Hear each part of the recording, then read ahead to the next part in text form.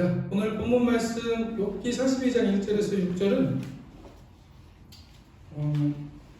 욥이 수많은 갑자기 고난을 당했죠. 욥이 동방의 의인이라고 일컬음을 받으면서 상당히 평안하고 즐거운 삶을 살다가 어느 갑자기 모든 것들이 사라지는 일들이 생겼어요. 자녀들이 죽고 하늘에서 불이 내려서 재산이 불타고 그러다가 자기 몸에 막 병들이 퍼지고 그런 일들이 생기면서 욥의 부인은 하나님을 저주하고 죽으라는 말까지 하고 그를 떠났습니다. 그러한 욥에게 아주 친한 새 친구가 있었던 것 같아요. 그 친구들이 찾아와서 욥과 같이 그 옆에 앉아서 한동안을 지내면서 있었던 일들을 기록한 것이 사실 욥기의 중요 내용들입니다. 이 욥기의 말들을 잘 살펴보면 새 친구들이 욥에게 했던 이야기들은 사실 우리가 잠언에서 많이 들을 수 있는 그 지혜의 말씀들이에요. 잠언에서 들을 수 있는 하나님을 경외하고 악에서 떠나고 그러한 사람이 이 세상에서도 잘 되는 것처럼 보이고 잘 되고 또 그런 사람들이 또 영적인 물질적인 축복을 받는다는 것이 잠언의 지혜서의 말씀입니다. 그런데 이 욥기는 가장 처음에 욥을 의인이라고 딱 얘기를 해주거든요. 그렇게 얘기를 해주면서 욥기를 시작합니다.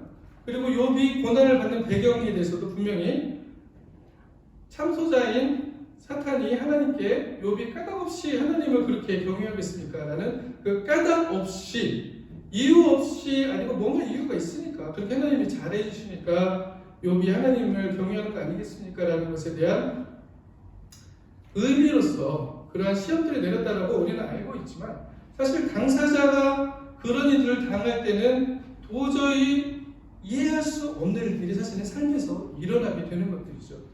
우리도 사실은 그러한 일들을 우리의 삶 속에서 또는 우리 이웃의 삶 속에서 많이 겪게 됩니다. 많이 경험하게 됩니다. 정말 저런 일들이 왜 저 사람들에게 일어날까? 라는 일들 아니면 이러한 사건들이 왜 나에게 일어날까? 그러면서 우리가 생각하는 것은 어떤 일입니까? 이 지혜서에서 잠언에서 이야기하는 어떤 그런 인생관들 내가 뭔가 하나님께 잘하지 못했기 때문에 하나님께서 나를 벌을 주시는 게 아닌가라는 생각들에 빠지게 되죠. 죄라는 것을 어떤 이유를 가지고 설명하려는 그러한 것들을 우리는 많이 시도를 합니다. 근데 욥기는 사실 이런 사건들이 일어났을 때 이것이 무슨 이유가 있어서 생긴 일이 아닌 것도 있다는 것을 지금 욥기에서는 드러내주고 있는 것이죠. 가장 중요한 게 오늘 욥기의 마지막 4절을 보면 5절을 보면 42장 5절을 보면 내가 죽게 되어 귀로 듣기만 하였사오니 이제는 눈으로 주를 배웠나이다 라고 욥은 고백을 합니다. 이 욥기의 친구들이 욥을 위로하는 것처럼 시작하지만 욥을 공격하기 시작하죠. 네가 지금 이렇게 돼 있는 상태는 분명히 하나님께 네가 속으로 뭔가 죄를 지었기 때문에 욥이 뭔가 문제가 있었기 때문에 하나님이 치시는 거 아니냐. 우리 하나님을 친다는 말을 많이 하지 않습니까? 그러지 않느냐라는 것이 사실 새 친구들의 주장이에요. 그리고 욥은 거기에 반해서 나는 그러지 않았다. 나는 그렇게 살지 않았다라고 하나님 앞에 떳떳하다라고 얘기하는 게 욥의 주장입니다. 그러면서 나중에 그 토론들이 점점 깊이 가면 갈수록 어떻게 되냐면요. 새 친구들이 욥에게 이제는 화를 내기 시작해요. 그렇다니까 왜 잘못했다고 인정을 안 해요? 너 맞다 라고 얘기를 하죠.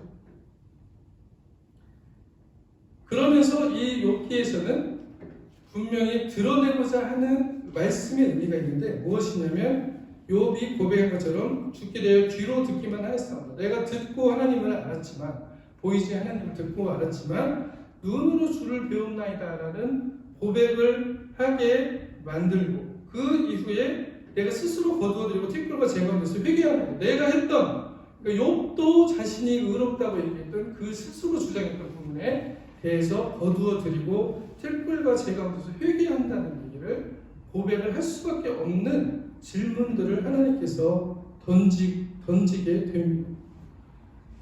우리가 살아가면서 여러 사람들을 만나는데 사람들이 그런 얘기를 많이 하죠. 하나님 보이면 믿을게. 하나님 보여줘. 보여주면 믿을 것 같아. 라고 얘기하시는 분들 참 많습니다. 그렇게 얘기하는 것, 아까도 우리 찬양 중에 잠깐 언급한 거지만 주님이 살아계시다. 하나님이 살아계시다라고 우리가 얘기하는 우리가 하나님이 살아계신 것을 증명하고 싶어하는 그것과 사실은 별다른 바가 없어요. 그들이 그렇게 물어보는 것들. 왜 그러냐면 하나님을 보고 믿는 것, 하나님을 보고 믿는 것을 사실은 성서에서는 그것을 믿음이라고 얘기를 하지는 않습니다. 왜 그러냐면 어떠한 것을 이미 하나님이 하나의 존재로서 예수님과 같이 예수님이 사실은 하나님의 존재로서 드러나는 거였잖아요. 그러나 하나님께서는 그 이전에 하나님을 실체화하고 내 눈앞에 드러난다면 이미 그 존재는 사람들이 저마다의 방식으로 이해하고 단편화시켜버리는 그런 하나님이 될 수밖에 없기 때문에 하나님은 사실 보이지 않는 하나님이신 것입니다. 그래서 하나님은 우리가 아마 볼 수 없는 존재, 마치 없는 것처럼 보이는 존재인 것이죠. 그런데 반대로 하나님께서는 그와 반대로 실제로 또 하나님께서 말씀이 육신이 되어서 예수님을 보내주기도 하셨습니다. 그러나 예수님께서 세상에 드러나셔서 하나님의 말씀을 따라 살아가셨던 그 삶과 사람들이 마주치게 되었을 때 그렇게 하나님을 보여달라고 했던 사람들이 어떻게 됐습니까? 하나님을 하나님으로 인정하지 않았죠. 인정하지 않았어요. 오히려 예수님이 살아간 그 삶은 예수님의 삶은 곧 하나님의 말씀을 완전히 이루는 삶이었죠. 그렇죠? 말씀이 육신이 돼서 살아가셨기 때문에 그 삶은 하나님의 말씀을 온전히 이루시는 삶이었는데 그 삶을 직접 보면서도 뭐라고 얘기했어요? 그 사람들이 죄인들과 먹고 마시고 부정한 사람들과 같이 다니는 저 나사렛 예수라고 이야기를 했죠. 그러면서 나중에는 자신들의 뜻과 생각에 맞지 않음으로 인해서 예수님을 결국 십자가로까지 내몰았던 것. 그것이 바로 우리 인간이 만난 진짜 메시아였습니다. 사람은 메시아를 구원자를 진짜 만났는데도 어떻게 있습니까? 자신의 생각과 잣대에 맞지 않음으로 인해서 거부한 것이죠. 그리고 자신의 생각과 잣대에 맞는 메시아를 아직도 기다리는 사람들도 있습니다. 메시아가 오지 않았다고 얘기하면서요. 이것이 보여주는 단편적인 건 뭘까요? 성서의 전체적인 이야기를 통찰적으로 볼 때 이러한 것들이 보여주는 단편적인 의미는 인간이 만들어낸 우리 사람들이 만들어낸 생각과 사상 그리고 어떤 무슨 주의들 나는 민족주의, 나는 국가주의, 나는 자유주의, 나는 민주주의 이런 주의는 이데올로기잖아요. 이것이 절대적이라는 얘기를 하는 거거든요. 이러한 것들이 진정한 진리로 우리를 인도할 수 있는 것이 아니고 오히려 그러한 것들을 통해서 자신의 옳음을 더 증명하려 한다는 것을 드러내버리는 것입니다.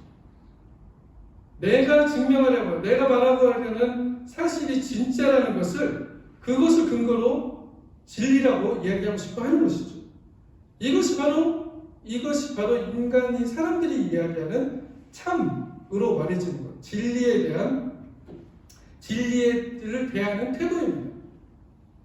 성서에서도 그렇게 진리를 대했기 때문에 진리이신 하나님의 말씀이 육신으로 들어가서 살아가셨는데 그 삶을 보면서 그들은 거부했던 것이죠.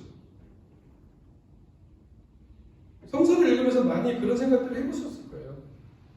나는 그 당시에 살았으면 저 사람들 같이 하지는 않을 거예요. 왜 저 사람들은 저랬을까? 나는 그렇게는 안 할 것 같은데 라고 생각하실 수도 있습니다. 그런데요, 지금 예수님이 만약에 오셔서 살아가신다면, 그렇게 똑같이 그 하나님의 말씀으로 살아가신다면, 사실 우리는 우리가 가지고 있는 생각과 지혜들은 완전하지 않기 때문에 어쩌면 우리도 예수님을 못 알아볼 수 있는 경우도 생길 수가 있습니다. 그것을 단적으로 소설로 쓴 게 까라마조프의 형제들이라는 책이었죠. 그 책에서 나오는 예수님이 찾아왔는데 오히려 종교 지도자들, 지금 현재의 종교 지도자들은 예수님을 거부합니다. 제발 오지 마세요. 떠나세요. 라고 얘기하는 그 책의 내용과 똑같은 것이죠. 하나님을 보여주면 믿겠다라는 말은 사실 보여줘도 믿지 않을 사람들의 말입니다. 사실 보여줘도 믿지 않았잖아요. 그리고 보여지는 것을 믿는 신앙은 그것은 신앙이라고 할 필요가 없이 그건 누구나 믿을 수 있는 거죠. 누구나 잡을 수 있는, 누구나 실체화할 수 있는 것을 만들어내기 때문에 결국 그러한 믿음의 형태는 인간의 머리 안에, 우리의 생각 안에 하나님을 전부 이해하려는 숨어져 있는 교만과 오만들이 들어있다는 것을 우리는 발견해보는 것입니다. 인간이 추구하는 것이 사실은 그러한 부분들이 상당히 많이 있어요. 하나님은 그래서 사실은 자기의 이름도 알려주지 않으십니다. 왜 그럴까? 내 이름이 붙여지는 순간, 하나님의 이름을 알려주는 순간 인간은 그 이름으로 하나님을 다 이해해버리기 때문이죠.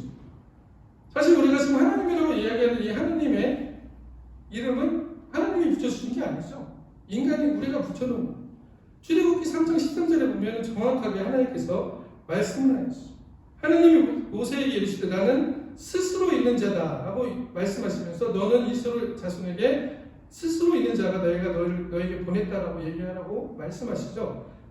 13절에 모세가 당신의 이름이 무엇이라고 내가 전하리까? 라고 묻는 것에 대한 대답입니다.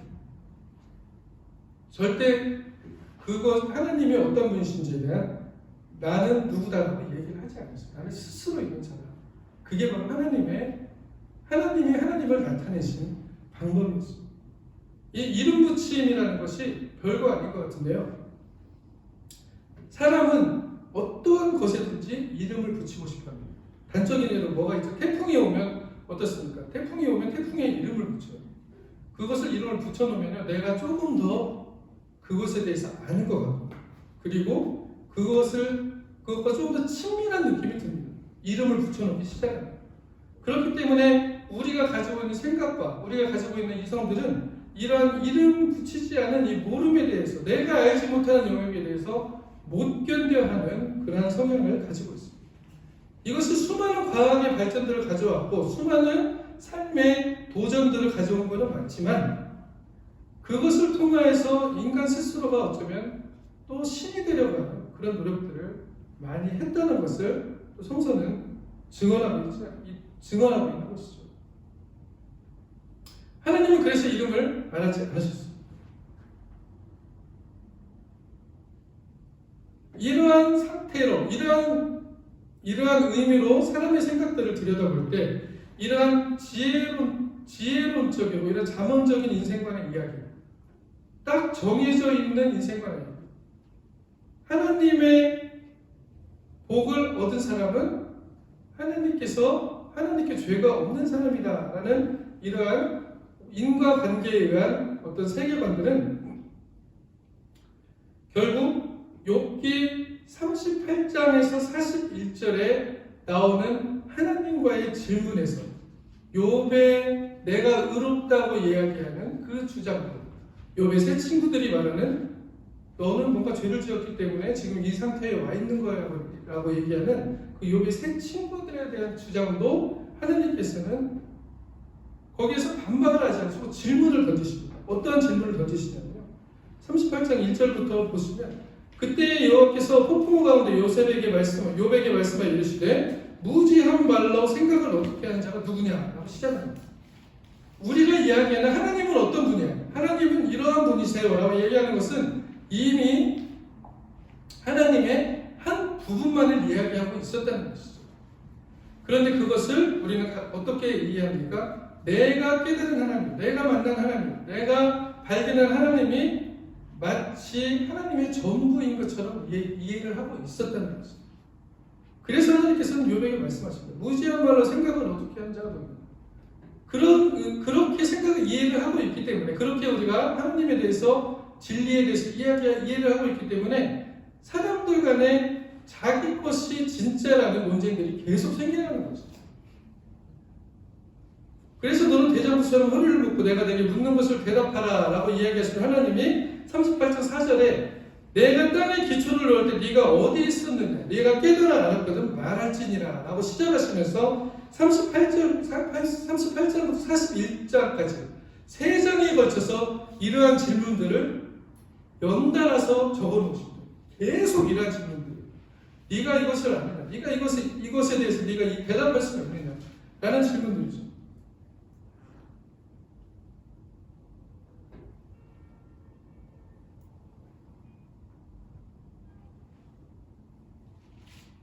이렇게 온 우주의 창조주이신 하나님 앞에서 우리는 이 하나님이 여기 38장에서 41장까지를 보시면 그 질문에 대답할 수 있는 사람은 아무도 없습니다. 현대 과학 아직도 여기에 대답할 수 있는 하나도 없습니다. 창조, 빅뱅에 대해서 이야기하잖아요. 빅뱅 아무도 모릅니다. 그게 어떻게 빅뱅이 시작됐는지 몰라요. 알 수 없습니다. 그 첫 기원에 대해서 아는 사람 아무도 없어요.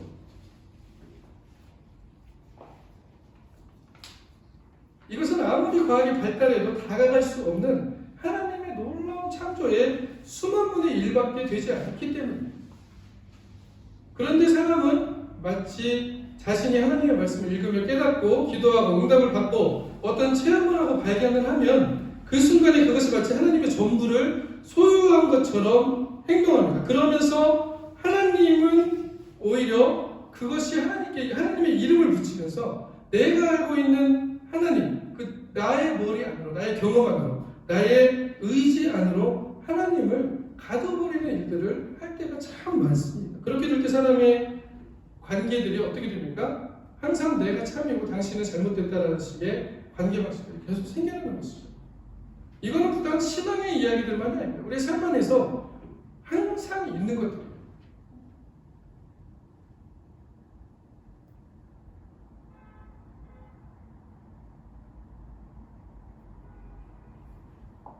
하나님은 그렇기 때문에 오늘 또 우리에게 그러한 의미로 물으십니다.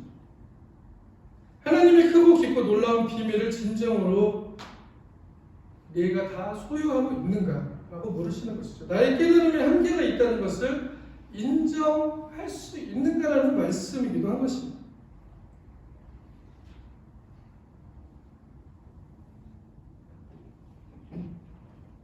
사람이 그렇게 사람이 된 것, 사람이 됐다는 것은 하나님께서 창세기에 그렇게 설명하시죠. 사람이 생명이 된 것은 하나님이 티끌을 취하셔서 거기에 하나님의 기운을 니슈마 타임이라고 하죠. 생명의 호흡을 불어 넣으셨고, 그래서 우리는 생령이라고 얘기합니다. 네페시하야라는 말로 살아있는 존재가 되었다는 말이죠. 하나님께서는 인간이 어떻게 살아있는 존재가 되었는지에 대해서 분명히 말씀을 하고 계세요.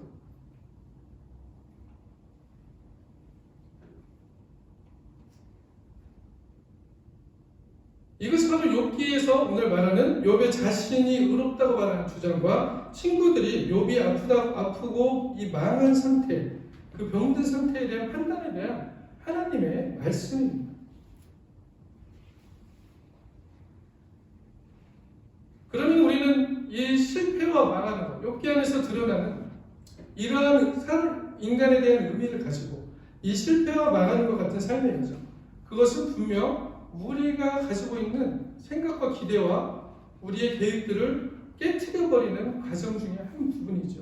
내가 실패한 것 같고 내가 망한 것 같고 내가 기대하는 방향으로 내 삶이 가지 않는데, 이것이 오히려 하나님을 진정으로 볼 수 있는 기회를 제공한다고 말하는 것이 바로 욥기의 가장 중요한 의미 중 하나인 것입니다.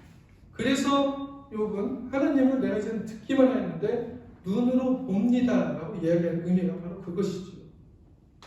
눈으로 본다는 것은 우리가 눈으로 실체화된 하나님을 본다는 의미, 그 의미보다 정말 내 삶에 하나님이 정말로 함께하고 계셨구나. 내 삶 안에서 하나님이 나와 숨쉬고 계시고 여기 불어있는 바람 가운데서 하나님이 운행하고 계시고 저기 서 있는 저 식물 안에도 하나님께서 하나님이 하나님됨을 드러내고 있다는 것을 볼 수 있는 그 눈을 이야기하는 거죠. 그것을 봤을 때 우리는 내가 하나님을 눈으로 봅니다라고 욥은 이야기했던 것이죠. 그래서 로마서 1장 19절부터 보면 하나님을 알만한 것이 그들의 속에 보임이라 하나님께서 이를 그들에게 보이셨다라고 얘기하시면서 하나님의 영원하신 능력과 신성이 그 만드신 모든 만물에 보여 알려졌다라고 말씀하십니다. 그리고 이것을 이렇게 알려졌기 때문에 하나님이 없다라고 핑계할 수 없다는 것이죠. 반대로 얘기하면 우리는 하나님이 있고 없고에 대해서 우리가 하나님이 계십니다라고 주장하는 것이 그렇게 의미가 있다는 것이 아니라는 것을 이야기할 수가 있습니다. 하나님은 우리가 하나님이 계시다고 해도 계시고요. 하나님이 안 계시다고 해도 계시죠. 근데 사람들은 오히려 그 지혜 스스로 가지고 있는 그 지혜, 하나님을 알고 하나님께 돌아가야 되는 하나님으로부터 왔다는 것을 가지고 있는 그 지혜를 생각이 허망하여져서 마음이 어두워졌고 그 어두워진 마음이 자신의 지혜가 되어서 스스로 지혜 있다고 얘기하고 있습니다. 내가 지혜 있다고 생각하는 거예요. 내가 생각하는 것들이 맞다. 절대적으로 맞다는 거죠. 결점이 없다. 무결점이다. 그것이 바로 로마서 1장 23절에서는 썩어지지 않은 하나님의 영광을 썩어지지 않은 사람과 새의 짐승과 기어다니는 동물 모양의 우상으로 바꿨다라고 얘기하신 것이 바로 그 의미입니다. 인간의 한계 있는 지혜는 스스로 지혜 있다 하지만 이것이 하나님이야라고 하나님을 실체화하고 우상으로 만들어내는 그러한 지혜밖에 안 된다는 것이죠. 우상이 된 이유는 무엇입니까? 바로 이것이 하나님이라고 말하는 순간이 그 순간 우상이 되는 거예요. 이것이 하나님의 전부야라고 이야 라고 얘기하는 건 단정적으로 그러잖아요. 이것이 하나님이야 라고 얘기했을 때 내가 만난 분이 하나님이라고 했을 때 그것은 하나님의 전부를 의미하는 것이 아니라는 것이죠. 그러한 삶의 모습이 욥에게도 있었고 욥의 친구들에게 있었고 그리고 우리에게도 있습니다. 사람은 하나님의 비밀을 다 알 수 없습니다. 그래서 신비라고 얘기합니다. 신의 비밀이죠. 이 영역은 하나님의 영역이에요. 그리고 하나님은 그것을 때때로 우리에게 드러내십니다. 하나님의 필요에 따라서 드러내시는데 그 신비로 인정합니다. 우리가 신앙생활할 때 때때로 우리의 삶 안에서 그것들을 나는 모릅니다 라고 말할 수 있는 용기가 필요한 것이죠. 그럴 때 비로소 우리는 하나님의 은혜자를 나아갈 수 있는 길이 열리는 겁니다. 모르는 것을 내 지혜로 자꾸 돌려가지고 뭔가를 답을 만들어내려고 하다 보면 그것은 내가 만들어낸 답밖에 안 된다는 것이죠. 우상이 될 수밖에 없다라고 로마서에서 분명히 이야기하고 있습니다. 내 힘으로 진리를 발견하는 것이 아니고 진리를 소유하는 것이 아니고 진리는 찾아가는 것이기 때문입니다. 그리고 그것은 하나님의 은혜 안에서 하나님의 베풀어 주시는 은혜 안에서만 하나님의 선물 안에서만 놀라운 진리와 마주칠 수 있기 때문입니다. 그 진리는 나와 이웃이 서로 주장하고 서로 판단하는 것이 아닌 서로를 자유케 하는 진리가 되겠죠. 그 지식은 높고 부유하고 풍성하고 서로를 살아가게 하는 진리가 될 것입니다. 하나님의 나라가 이루어지는 놀라운 사건들을 만들어내는 것이 될 것입니다.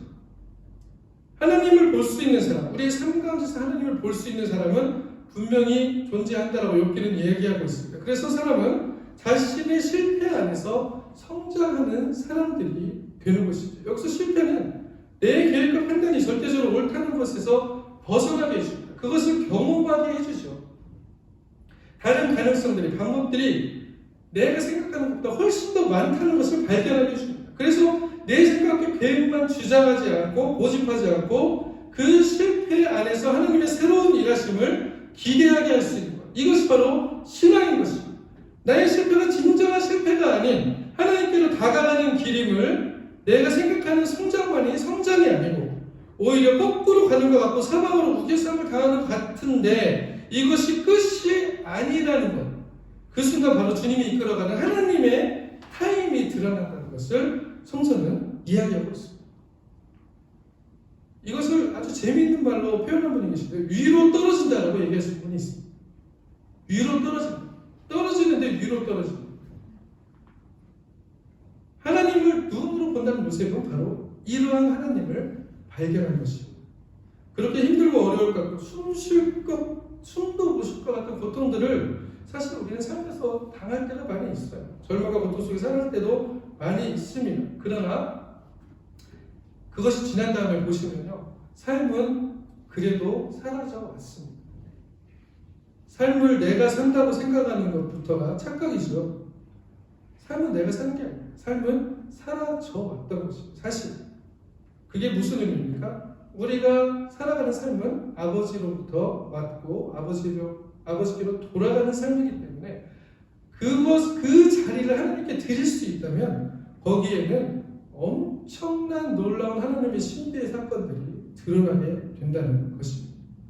하나님은 우리에게 오늘 어떤 분이십니까? 하나님은 보이지 않습니다. 오히려 하나님을 보는 눈은 하나님을 보면 죽을 것이라고까지 얘기하죠. 이름도 안 알려주셨어요. 그러나 보이지 않아도 믿는다는 것은 내가 알지 못하는 부분이 아는 부분보다 훨씬 더 큰 것을 겸손히 고백하는 이 티끌로 시작하는 인간의 본질을 발견한 사람들의 축복의 고백입니다. 이 티끌의 고백. 내가 티끌인데 하나님께서 나에게 기운을 불어주셨어. 내가 살아있는 존재가 되게 하셨다. 이것이 바로 은혜입니다. 선물입니다. 이것이 바로 하나님의 축복입니다. 우리의 삶에서 이러한 삶들이 드러나고 이러한 놀라운 복들이 드러나는 또 한 주 또 우리 삶을 되시기를 그리스도 이름으로 간절히 축원합니다. 아멘.